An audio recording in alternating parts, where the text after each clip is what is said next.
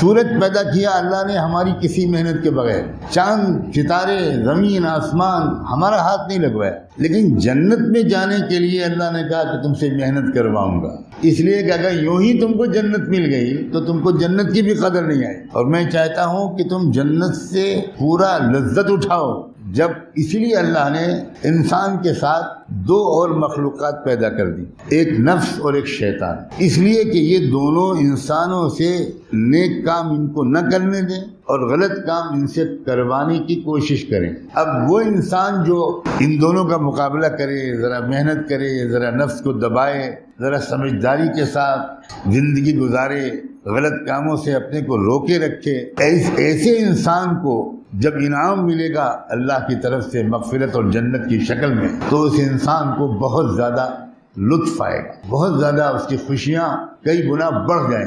اسی لیے اللہ تعالیٰ نے ایک تو لائن رکھی صحیح لائن جس کو ہم حق کہتے ہیں، حق، اور ایک لائن اس دنیا میں چلنے دی جس کو ہم باطل کہتے ہیں، جو غلط ہے، کفر کی لائن، شرک کی لائن، ظلم کی لائن، اس کو بھی اللہ نے دنیا میں چلنے دیا، اور اس کو چلانے کے لیے شیطان اور نفس دو طاقتوں کو مہلت دے دی، تم زور لگاؤ انسانوں کو غلط راستے پر چلانے، اور بندوں سے، انسانوں سے کہا کہ اب تمہارا امتحان ہے، تم اگر ہم نے تم کو اتنی طاقت دی ہے، اتنا اختیار دیا ہے کہ تم اگر چاہو مضبوط ارادہ کر لو اور حق پر چلنے کے اسباب اختیار کر لو اور باطل سے بچنے کے تدبیریں کرتے رہو تو میں تمہاری مدد کروں گا، دنیا بھر کے شیطان مل کر تم کو غلط راستے پر نہیں لا سکے۔ اسی وجہ سے دنیا میں حق اور باطل کے درمیان ایک ٹکراؤ ہر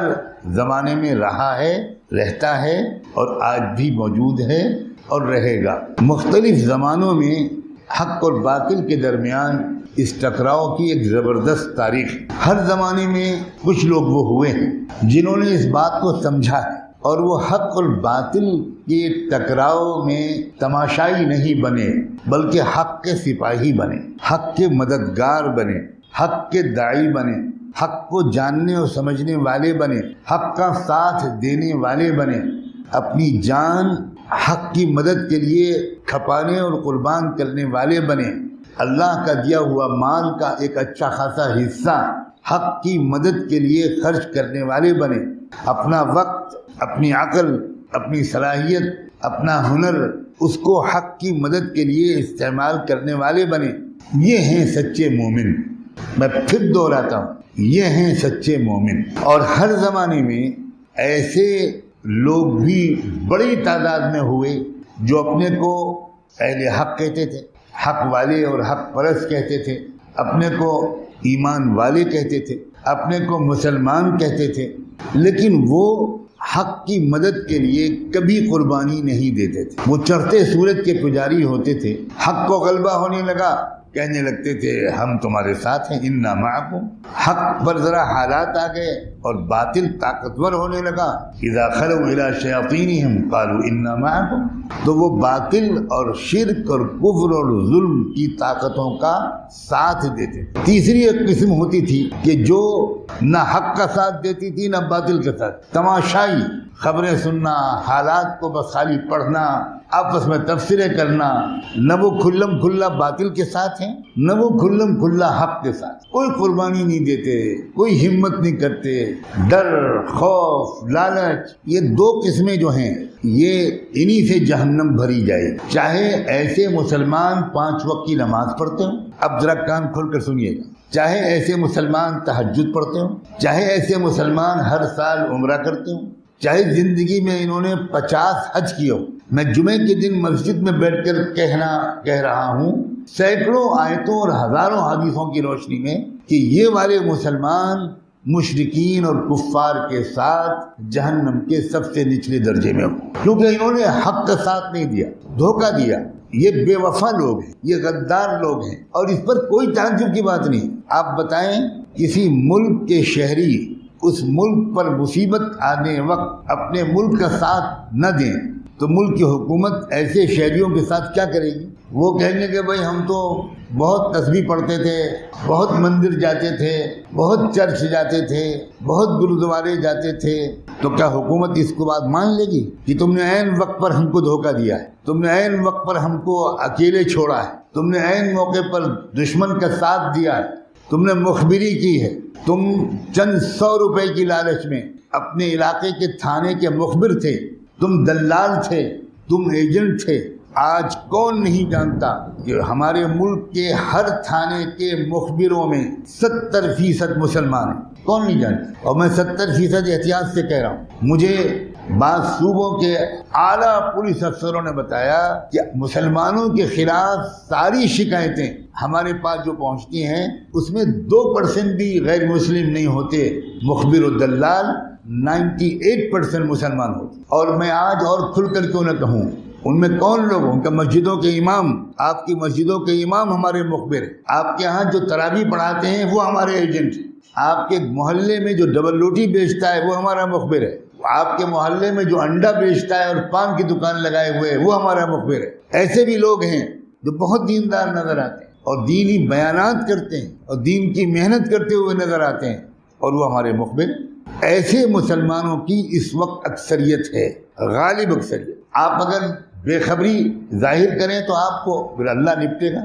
حق اور باطل کا ٹکراؤ اس وقت جس دور میں ہم جی رہے ہیں، میں صاف لفظوں میں کہنا چاہتا ہوں، اپنے آخری فیصلہ کن اسٹیج میں داخل ہو چکا ہے۔ آدم علیہ السلام کے زمانے ہی سے حق اور باطل کا ٹکراؤ شروع ہوا، ہر نبی کے دور میں ہمیشہ یہ اصول ہے، کوئی دور ایسا کبھی خالی نہیں گزرتا جس میں حق اور باطل کا ٹکراؤ نہ ہو۔ دیکھنے میں نظر آتا ہے کہ باطل بہت طاقتور ہے اور یہیں پر ایمان کا امتحان ہوتا ہے۔ تم اگر یہ سمجھتے ہو کہ باطل زیادہ طاقتور ہے تو اس کا مطلب یہ ہوا کہ تم یہ بھی سمجھتے ہو کہ اللہ کمزور ہے۔ ایمان کا مطلب کیا ہے؟ ہم اپنے یہ مان لیں کہ اللہ کے سوا کوئی معبود نہیں، مگر اللہ ویسا جیسا ہم سمجھتے ہیں، اس کا یہ نام ایمان نہیں ہے۔ آمنت باللہ کما ہوا باسمائہ و صفاتہ، اللہ کو اس طرح پہچاننا جس طرح واقعی اللہ اپنی طاقت، اپنی قدرت، اپنی اسماء و صفات کے ساتھ ہے، اس طرح ماننا کیا نام ایمان ہے۔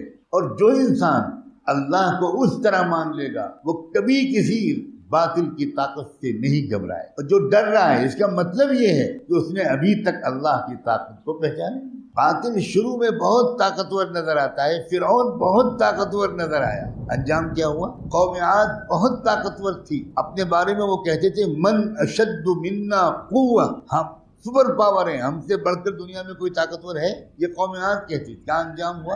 اور ایک بات سنو، جو جتنا زیادہ گھمنڈی اور مغرور ہوتا ہے اور جس کو اپنی طاقت کا زیادہ دعویٰ ہوتا ہے، اللہ تعالیٰ اس کو ایسے راستے سے مٹاتے ہیں اور تباہ کرتے ہیں کہ دنیا مذاق اڑائے، دنیا کے سامنے ان کی حقارت، ان کی کمزوری کھل کر آ جائے۔ اللہ کو اس کے لیے کسی نیوکلیئر ایٹم بم کی ضرورت نہیں پڑتی، مچھر کافی ہوا تھا دنیا کی سب سے بڑی طاقتور ڈکٹیٹر نمرود کو ہلاک کرنے کے لیے، ایک مچھر۔ جب دنیا کے بہت بڑے مغرور ترین حکومت کرنے والا فرعون کو اللہ نے جھنجھوڑنے والے سزائیں پہلے بھیجی، پہلے آخری سزا اللہ نہیں دیتے بلکہ الارم بجانے والی سزائیں آتی۔ فلولا اذ جاءهم بأسنا تضرعوا، فرعون پر اللہ نے کئی قسم کے عذاب بھیجے پہلے، شاید سمجھ جائے۔ طوفان بھیجا، ارسلنا علیہم الطوفان والجراد والقمل والضفادع والدم، عجیب عذاب طوفان بھیجا۔ اس وقت دنیا کی اکثر آبادی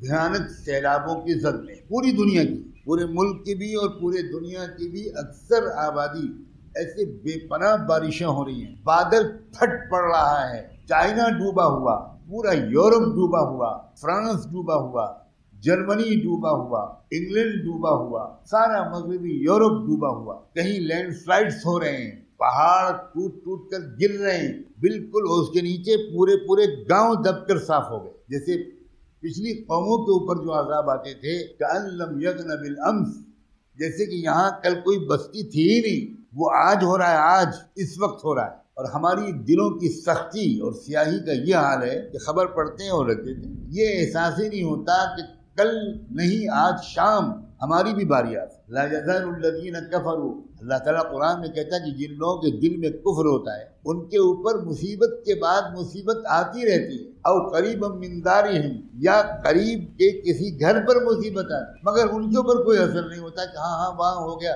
ہمیں کچھ نہیں ہوگا. یہ ہر وہ شخص کا حال ہے جس نے اپنے اللہ کو نہیں پہچانا. کرتا پاجامہ ٹوپی داڑھی یہ اللہ کو پہچاننے کی علامت نہیں. 5 وقت کی نماز پڑھنا بھی اللہ کی شان کے مطابق اللہ کو پہچاننے کی علامت نہیں. جب تک ہم باطل، اپنے دور کے باطل کو، ظالم کو، ظلم کو پہچانیں گے نہیں، اور جب تک اس کے مقابلے میں حق اور اہل حق کا ساتھ نہیں دیں گے، ایمان کا کوئی ثبوت ہم اللہ کے سامنے نہیں پیش کر سکتے. آخری ٹکراؤ کا وقت آج کل چل رہا ہے. یہ خاص بات ہے، میری سمجھ میں نہیں آتا کہ میں آپ کے دل میں اس کو کیسے اتاروں، وہ میرے بس میں نہیں. لیکن دکھ ہوتا ہے یہ دیکھ کر. کم سے کم 20 22 25 سال سے میں یہ بات سمجھا رہا ہوں، لیکن لوگ بیان سنتے ہیں اور تعریف کرتے ہیں کہ ماشاءاللہ بہت اچھا بیان. بالکل ایسے جیسے کوئی مشاعرے میں شاعر لوگ غزل سنائیں اور آپ داد دیں کہ بہت اچھا کلام تھا. کوئی تبدیلی نظر نہیں آتی، کوئی فکر مندی،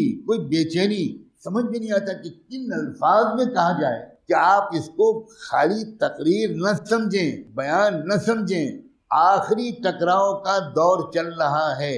اب یہ ہمارے ہاتھ میں ہے کہ ہم حق والوں کے ساتھ ہم پہلے سمجھیں گے اس بات کو. ٹکراؤ چل رہا ہے، ٹکراؤ کے آخری دور چل رہا ہے، تو اس کے تقاضے ہم سے کیا ہیں کوئی پوچھتے ہی نہیں. حیرت کی بات. واقعی میں سخت لفظ تو نہیں بولنا چاہتا، آپ لوگ برداشت ہی نہیں کر پاتے. میں واقعی حیران. کئی بار ایسا ہوتا ہے کہ بیان قوت سے کرنے والے نے کر دیا، پوری بات سامنے سمجھا دی، اس کے بعد کیا ہوتا ہے؟ 2 بس خالی چیزیں سامنے آتی. مجمع چاہتا ہے حضرت سے مصافحہ کرے. حضرت حجر اسود ہیں، حضرت مقام ابراہیم ہیں، چھو لو. جب کہا جاتا ہے کہ طبیعت بہت خراب ہے مصافحہ نہ کرنا، تو گزرتے وہ لوگ چھو لیتے. بس اب جنت واجب، اس لیے کہ میں حضرت کو چھو لیا.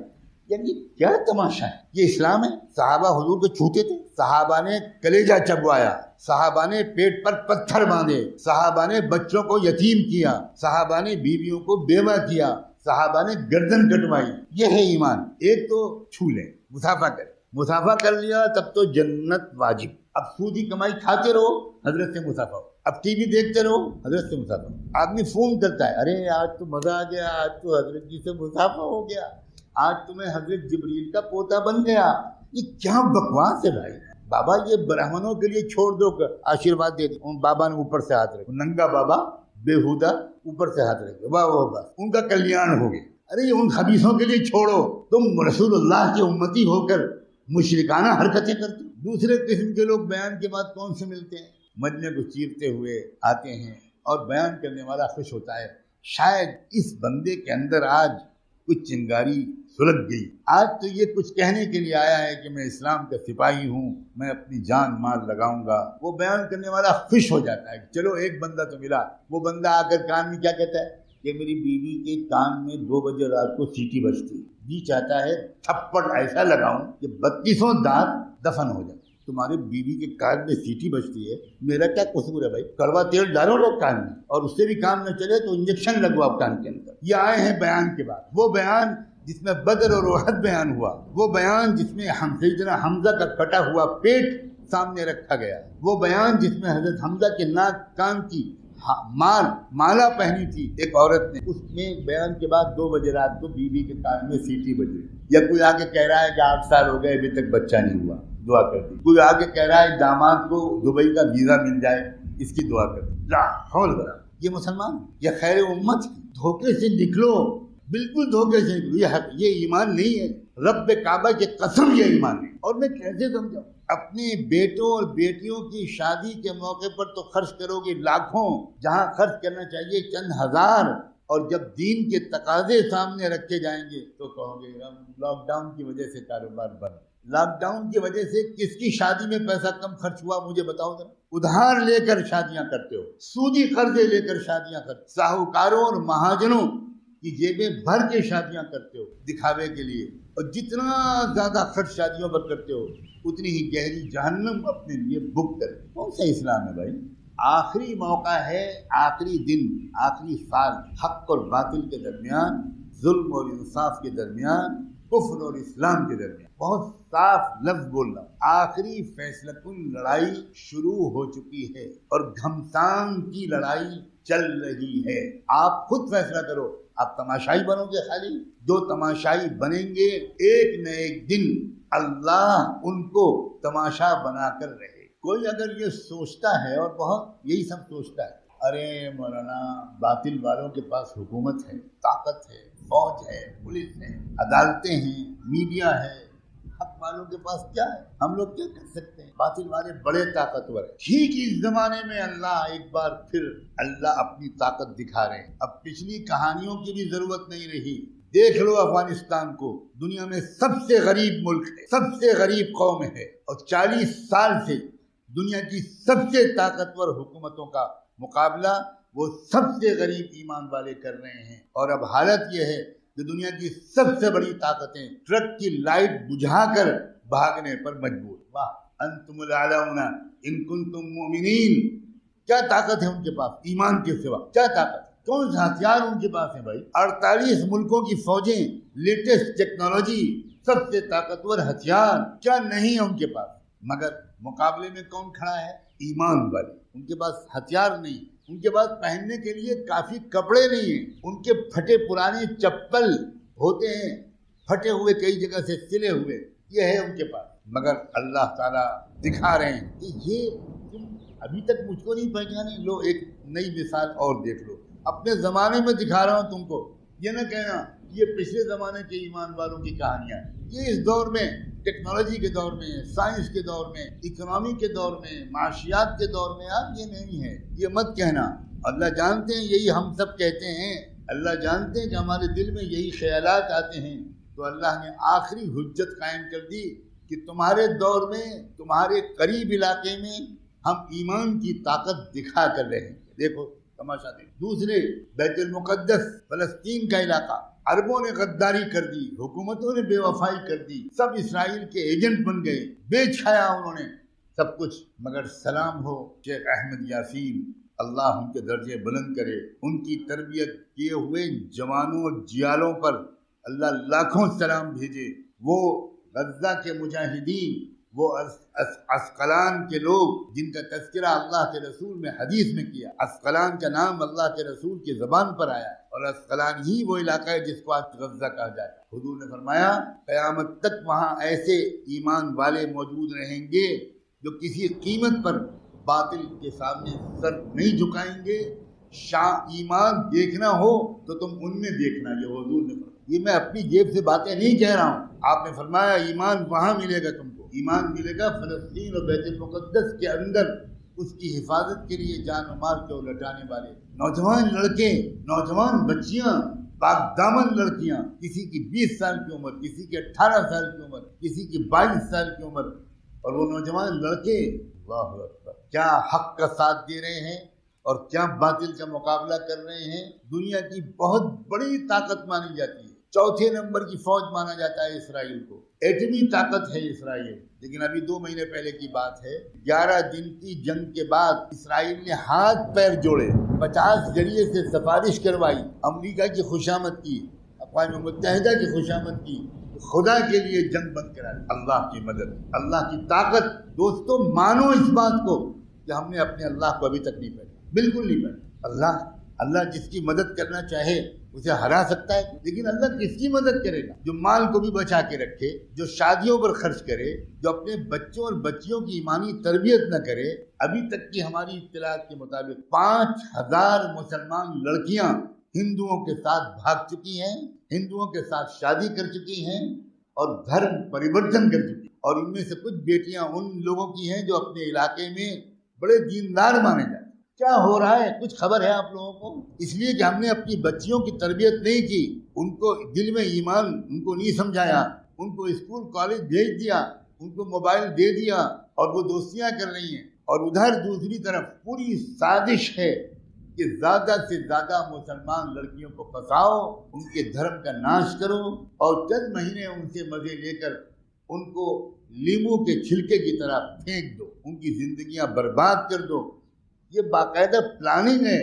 اور لڑکیاں ایسی بے عقل، بلکہ ماں باپ ایسے ناسمجھ کہ ان بچیوں کو بتایا ہی نہیں کہ باہر ہو کیا رہا. ان لڑکیوں کے کانٹیکٹ نمبر حاصل کیے جاتے ہیں، اس کے بعد ہائی ہیلو کیا جاتا ہے. اور مجھے اندر بھی ذرائع سے یہ بات معلوم ہوئی ہے کہ باقاعدہ اس سنگٹھن کے لوگ اپنے نوجوانوں کو 1-2 مہینے ٹریننگ دیتے ہیں کہ مسلمان لوگ آپس میں کیسے بات چیت کرتے ہیں. ان کو سلام علیکم کرو، ان سے پوچھو کیسے مزاج ہیں، خیریت ہے، انشاءاللہ، ماشاءاللہ، الحمدللہ، سبحان اللہ. ان نوجوانوں کو سکھایا جاتا ہے. اور میٹھی میٹھی بول بول کر یہ ہماری بالکل ناسمجھ لڑکیاں اور ناسمجھ ماں باپ کی ناسمجھ لڑکیاں ان کے لیے در نوالا بن گئی. اور ہم کچھ نہیں، ہمارے کان پر جو ہی نہیں رہ گئے. آپ میں سے کسی ایک کی رات کی نیند حرام ہوئی ہے یہ خبر سن کر؟ کیا بے غیرتی ہے. آپ میں سے کسی ایک دسترخوان پر سے اٹھائے کہ آج مجھ سے کھانا نہیں کھایا جائے گا. اللہ کے رسول کی امت کی ایک بیٹی کافر کے ساتھ چلی گئی، ایبسولوٹ نارمل زندگی، نہ کسی کی صحت پر اثر ہے، نہ کسی کی نیند پر اثر ہے، نہ کسی کی بھوک پر اثر ہے. کہے ہنسیاں، فضول خرچیاں سب چل رہی ہیں اور قوم لوٹی جا رہی. آخری موقع ہے، سمجھنے کا موقع پھر نہیں ملے گا. یہ بالکل صاف کہہ رہا ہوں، بالکل آخری، یہ آخری موقع ہے. اس کے بعد تو دجال کو آنا ہے. یہ سب اسی کی پوری تیاری ہو رہی ہے. اور 2 اسٹیج ہیں جہاں فیصلہ کن حق اور باطل کے درمیان ٹکراؤ ہو رہا ہے، اور وہ اللہ کے رسول پہلے بتا چکے تھے. ایک تو ہمارا یہ خطہ ہے، ہمارا یہ علاقہ ہے، اور ایک بیت المقدس. اتنا فرق پڑ گیا، بے خبری کا یہ عالم ہے. ہم بڑے خوش ہوتے ہیں کہ مسجد میں تھوڑے نمازی بڑھ گئے. یہ نمازی سمجھدار کتنے، یہ نمازی اسلام کے وفادار کتنے، یہ نمازی حق اور باطل کے ٹکراؤ سے کچھ واقف بھی ہیں، یا ان کو خالی اپنا کاروبار اور بچے اور انہیں کچھ پتہ ہی نہیں کیا ہو رہا ہے. اتنی بے خبر قوم دنیا میں شاید ہی کوئی ہو. اور مجھے کہنے دو، جو جتنا دیندار اتنا ہی بے خبر. یا تو دین کا نشہ ہے یا دنیا کا نشہ ہے، بہرحال نشہ. ایک زمانہ تھا، ابھی میرے بچپن کی بات ہے، میں بہت پرانی بات نہیں، میں 40-45 سال پہلے کی بات. ہمارے ملک کے مسلمان پوری دنیا میں امت مسلمہ کے حالات سے واقف رہتے، فکر مند رہتے، جڑے رہتے. معلوم ہوتا تھا لوگوں کو، آپس میں باتیں ہوتی تھی. آپ کلکتہ شہر کے رہنے والے، آپ کو کلکتہ کی تاریخ یقیناً بالکل معلوم ہے. آپ کو کیا معلوم یہاں سے کون سا اخبار نکلتا تھا جس نے انگریزوں کی چولہے ہلا دی؟ آپ کو کیا معلوم کہ مولانا آزاد کلکتہ میں بیٹھ کر کیا پیغام دے رہے تھے؟ آپ کو کچھ خبر نہیں کہ کلکتہ ان کو کیوں چھوڑنا پڑا، کیوں ان کو رانچی جیل میں بند رہنا پڑا. آپ کو بھی نہیں معلوم کہ مولانا آزاد کی بیوی کا انتقال ہوا تو مولانا آزاد نے عدالت میں درخواست کی، جب سیریس بیمار تھی، کہ مجھے 2 دن کے لیے جیل سے نکال دیا جائے، میں شاید بیوی کا جنازہ بھی نہ پڑھ سکوں. انگریز عدالت نے درخواست مسترد کر دی. انتقال کے بعد ان کو موقع دیا گیا، وہ کلکتہ آئے اور اپنی بیوی کے قبر پر صرف آنسو بہائے، فاتحہ پڑھی، دعا مانگی، اور ایک عجیب و غریب قسم کا کلام کہا اور واپس جیل چلے گئے. کچھ نہیں خبر آئی. خلافت تحریک کا کیسا مرکز بن گیا تھا یہ کلکتہ شہر. ایک زمانہ تھا کہ مسلمان کچھ اور تھے، ان کو فکر رہتی تھی پورے عالم اسلام کی. خلافت ختم ہوئی ترکی میں اور تحریک خلافت چلی ہمارے ملک میں. آج آپ کو معلوم ہے بیت المقدس میں کیا ہو رہا ہے؟ کچھ خبر ہے کسی؟ کیا یہ بے تعلقی ہے، کیا غداری اور بے وفائی ہے. اللہ کے رسول فرما کر گئے ہیں صلی اللہ علیہ وآلہ وسلم، من لم یہتم بامر المسلمین فلیس منہم. جس کو امت مسلمہ کے حالات اور مسائل کی فکر نہیں ہوگی، اس کا اسلام سے کوئی تعلق. حضور نے فرمایا نماز پڑھنا کافی نہیں ہے. نماز پڑھنا کافی ہوتا تو جماعت سے نماز کیوں پڑھوائی جاتی؟ جماعت سے نماز پڑھنے کا مسئلہ ہی ہے کہ ہر محلے کے لوگ 5 وقت جمع ہوں تاکہ ایک دوسرے کے حالات سے پوری طرح ہر وقت واقف رہیں. کوئی پریشانی ہو تو مدد کریں، کوئی دقت ہو تو خدمت کریں. پھر اور پورے شہر کے لوگ جمعے کے دن جمع ہوں. یہ سب اسی لیے تو تھا بھائی، ورنہ اکیلے نماز پڑھ لے. آپس میں ایک دوسرے کے حالات اور مسائل سے واقفیت اور ایک دوسرے کی مدد کے لیے یہ بہترین موقع دے دیا. دنیا کی کسی مذہب کے پاس نہیں. کسی پارٹی کو اپنے لوگوں کو جمع کرنا پڑتا ہے تو لاکھوں روپیہ خرچ کرنا پڑتا ہے. اللہ نے ہم کو اتنا شاندار ایک مرکز دے دیا. ہمیں یاد رکھیے کسی قوم سے نفرت نہیں ہے، کسی قوم کے خلاف ہمارے دل میں کوئی جذبات. ہم ساری قوموں کے خیر خواہ ہیں. دنیا سے آخرت تک ہر انسان کو کامیاب دیکھنا چاہیے، اور وہ انسان جو ہمیں برباد کرنے پر تلے ہوئے ہیں، ہم ان کو بھی دنیا سے آخرت تک کامیاب دیکھنا چاہیے۔